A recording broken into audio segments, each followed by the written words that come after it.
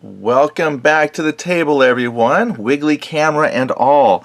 And I'm pretty sure, well, probably nobody, but I was like, I wonder, can I possibly find another war game or something related to war game on Kickstarter? And I found it. Here it is. And it's got 29 days to go. So that means either yesterday or today, this launched. So we're right here at the beginning for you.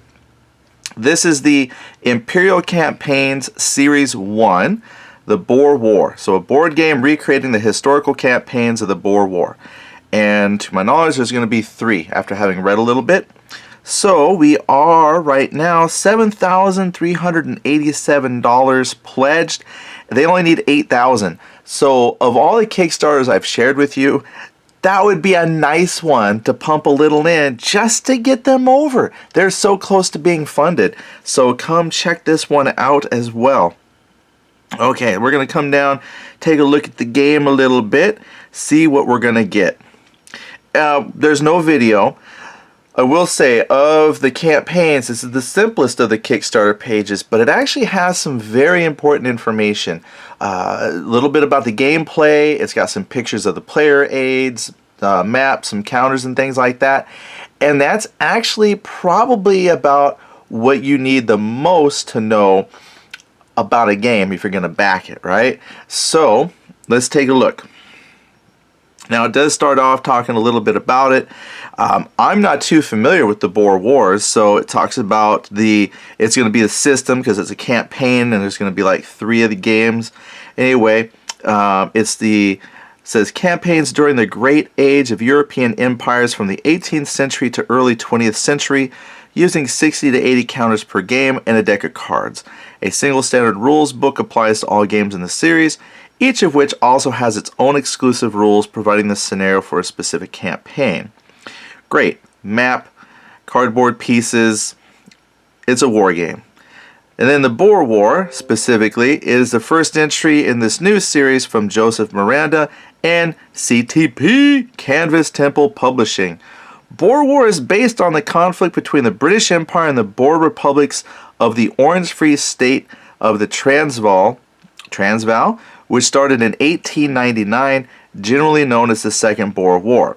This game covers the first year of the war, the conventional phase when the Boers could have gained a conventional victory.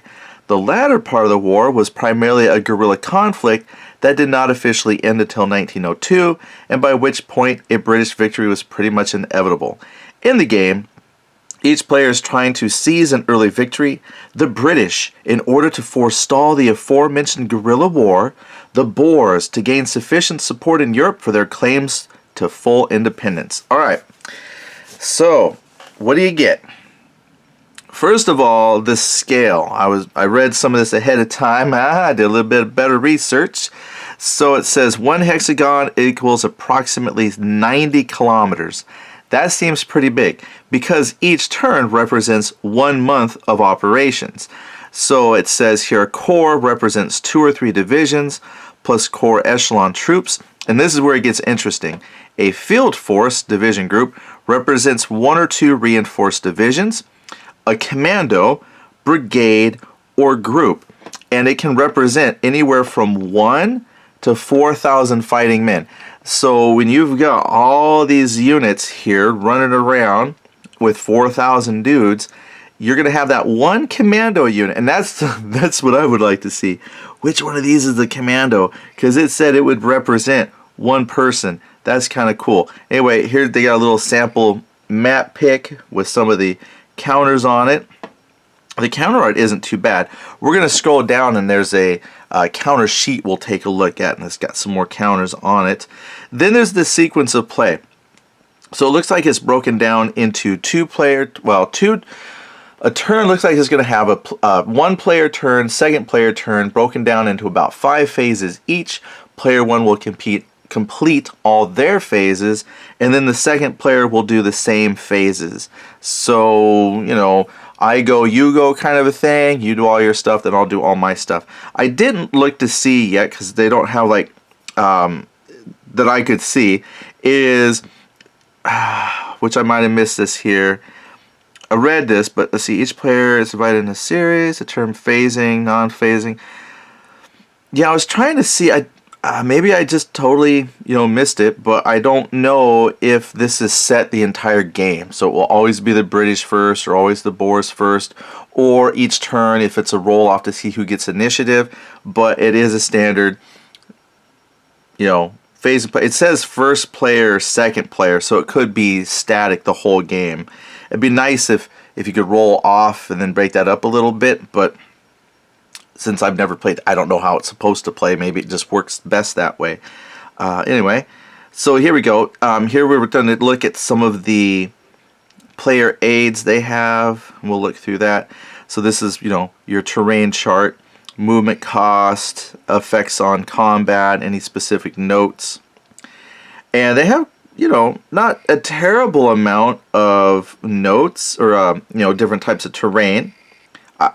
I don't think there's anything here that would be difficult or confusing. I mean, it's either open or it's, kind of deserty, foresty, rough. Maybe the graphics on my computer screen are just a little muted, so they're not very vibrant. So I'm guessing this is kind of deserty. But if maybe they were a little more vibrant, it might be easier to tell what they are when you go from the map to the player aid. But it's probably kind of set now with the color. But I don't think it would be too hard to really tell that's a town, or, is it a Transvaal town or a British town? There's a capital town. Mining town, there's like a little mining symbol on it. Port would be near water, has like a little port symbol. An anchor. Supply source has a little symbol. So I think you shouldn't have too hard a time finding out what terrain piece you're looking at and then transfer it over here to the map. Rivers, coastal areas. So yeah, I don't see anything here that would stand out as like, wow, this is something totally new and confusing. So even though it might look like there's a lot of terrain, different types of terrain, it's really nothing you've never seen before in a war game. I think you can figure it out. And then it's got some unit markers, for fortifications, entrenchments, and of course the notes. So it's actually a very clean terrain chart. I see no problems with that. Then it talks about the 3 scenarios included: mobile war, marching to Pretoria, Roberts takes command.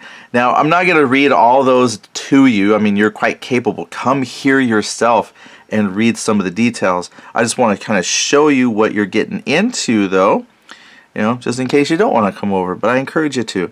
So here's combat results table. A die roll looks like you're going to go with a difference of combat value, and then apply any kind of, there's a few modifiers. Get your differential, roll a die, and then that kind of tells you there's a result somewhere here. Again, having never played, because it's not out, and having never read a rule book, I can assume that AD, AM, CA, those will have some meaning as to what happens to your unit there. I was just looking to see I see the siege results, the differential, yeah, results explanation. Okay, so see the scenario rules for the results explanation. Alright, so I'm not going to see it on this chart, but here they got a siege results, and the results are down there. Here's a morale chart and a victory table. Again, very clean, very nice. It's good, not very cluttered. So even though this might be like a high level of operations game, it looks like it's designed to play, rather quick, which is great. Then you have the map, and I think the map looks nice. Like, yeah, I mean, looking here, I mean, I can tell just remembering off the terrain chart. I mean, I can see there's a mining spot right there. There's a supply depot right there. Then you can tell like that's a British town. The Transvaal, Johannesburg. A couple places there. There's the port, a port and supply. Yeah, that's easy enough. Then you can tell there's the open spots. There's the desert it mentioned. There's a river. Yeah, so even though it looked like there was a lot of different types of terrain, it's very easy. And looking at it on the map, I'm sure once you have this in your hand, this is going to look really nice. I know I only mention the muted colors a little bit is because that's something I sometimes read in comments when people talk about the map and they talk about, vibrant and colors that pop. But at the same time, this might just be perfect for, being able to see the counters well. It works. I think it'll be fine. And then here's your game aid trackers there on the map. So I think that's going to be a nice map. Now, as we get down a little bit more, you're going to learn though, because stretch goals. There'll be interesting stretch goals. That just came to my mind. All right, so here's the counters. And I think the counters are great. I like the art, and being zoomed in, they might be a little blurry here on the camera, but I think the individual soldier arts are done really, really well. So there's a scout. Is that the one guy? Very curious to see which one is supposed to represent one person, and I feel sorry for that guy. Armored train, there's your entrenchments, some cavalry. Then I guess these are probably the Transvaal. Yeah, there's Boer volunteers, Transvaal, Orange Free State, and then all British. German, of course. A Boer rail cap. Boer initiative, probably on the backside says like British. Boer morale, backside might say British. It does have cards, we mentioned that earlier. So again, I don't think it's a card-driven game as much as a cards, I don't want to say modified, but they'll just spice things up a little bit. They don't look too bad. You got your information there, clear to read. You can tell the backs, that's probably British, could be Boer. I don't know if it matters. Oh no, this says Britain mobilized. Who knows? Oh yeah, it was right there. Duh, big print. Sample British card. I just saw the red and was thinking British because of the.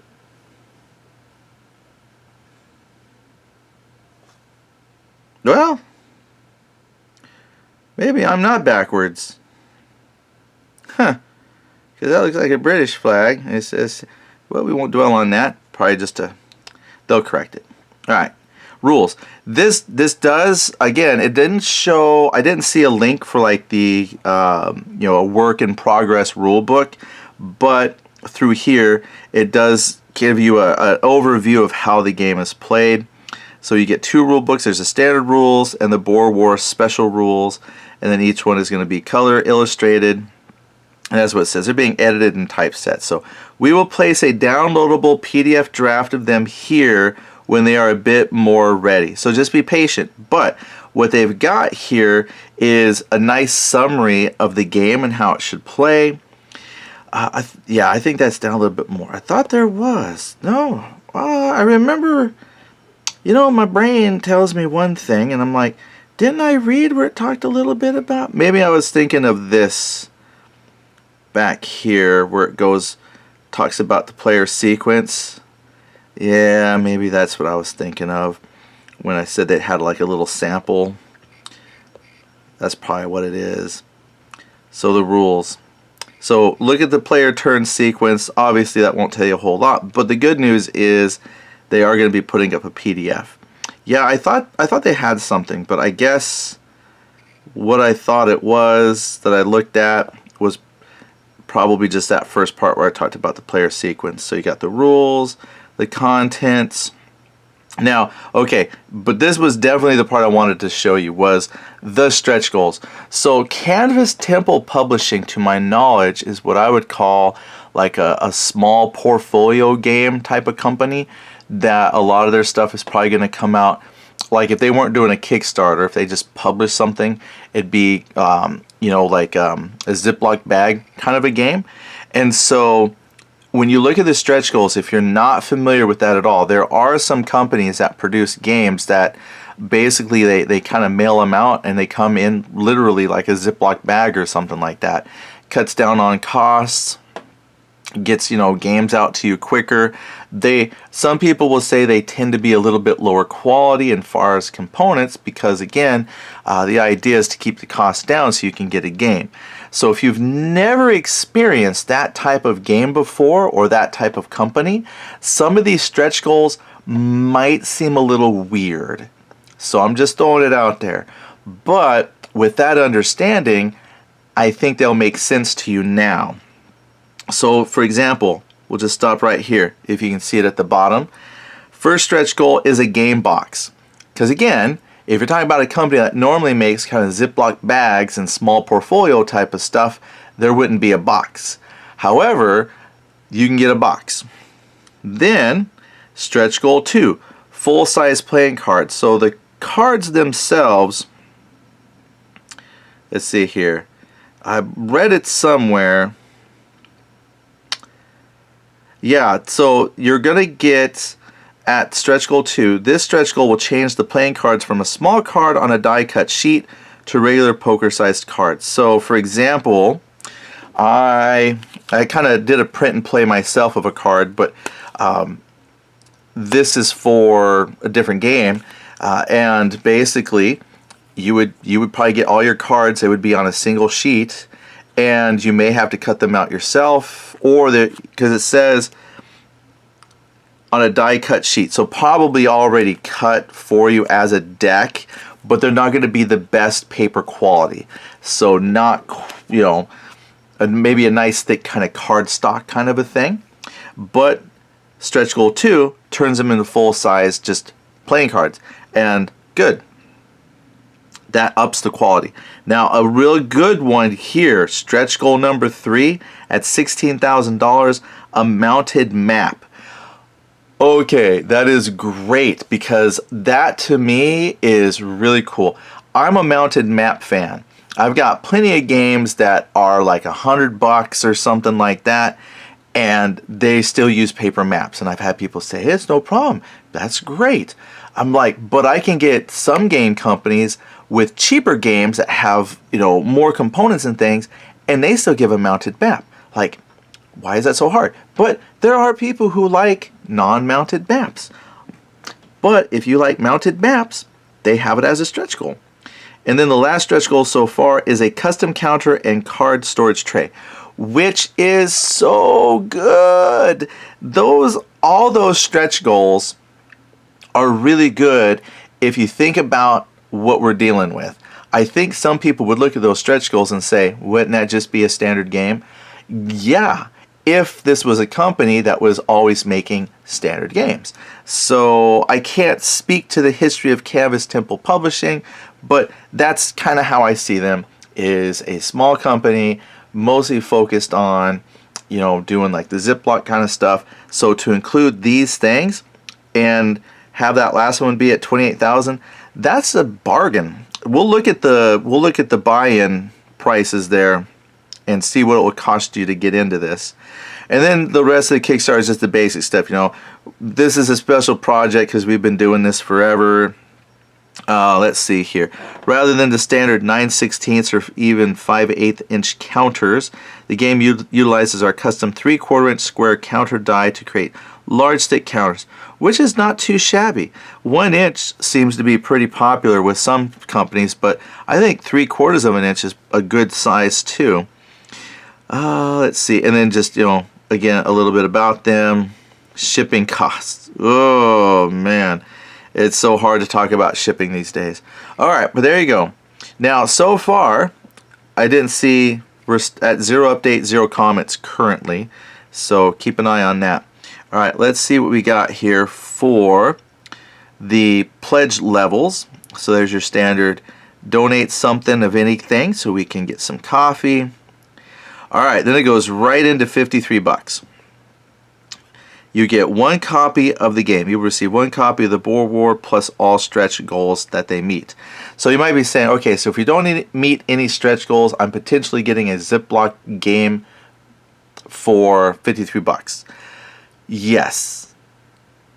So that's why we need lots of people to pledge to unlock some stretch goals. So then your $53 actually feels like a really well spent $53. So please come and pledge for them. Then at $98, you get 2 copies of the game. So that's a discounted price there because it's $106. $8 saving? I'm not good at math.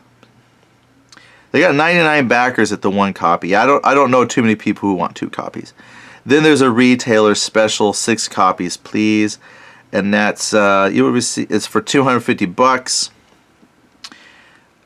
Now the game, it says manufacturing suggested retail price would be $74.95. So maybe it's not just purely kind of a Ziploc game, because $74 seems like that'd be kind of pricey for that. If it was a Ziploc game bag, like I said, I haven't dealt much with Canvas Temple. It's just that somewhere I read they do very small portfolio games, and so my assumption was Ziploc bags. And if the suggested retail price of the game is $74, now I'm just speculating.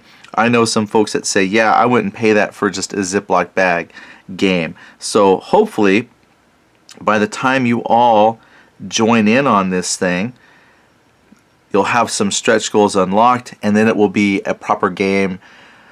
Not that Ziploc games are not proper, but I'm just saying, you know, proper as in full box, mounted map, playing, you know, poker-sized cards. You'll be like, okay, now I've got something substantial. So that's why I'm encouraging you to come and pledge. First of all, just to get them funded, and then 2, just so we can unlock all the stretch goals to turn this into a full-fledged game that you can stick on your shelf and look at the box art. All right, well anyway, that's it for Boer War. Interesting. I'm not really familiar with that era of gaming, but I do encourage you to come. Just, you know, if nothing else, just to drop by. I think they get, I'm not sure if Kickstarter does page view statistics for people running a Kickstarter, just to see, like, you know, how many people come check it out. So if anything, just come check it out. Let them know that we are looking, and spread the word. This might not be your cup of tea, just like any Kickstarter that we'll look at, but you might know somebody that this is their cup of tea, so don't hesitate to share it out. And with that, I will see you all later. Thanks for dropping by and looking at another Kickstarter with me.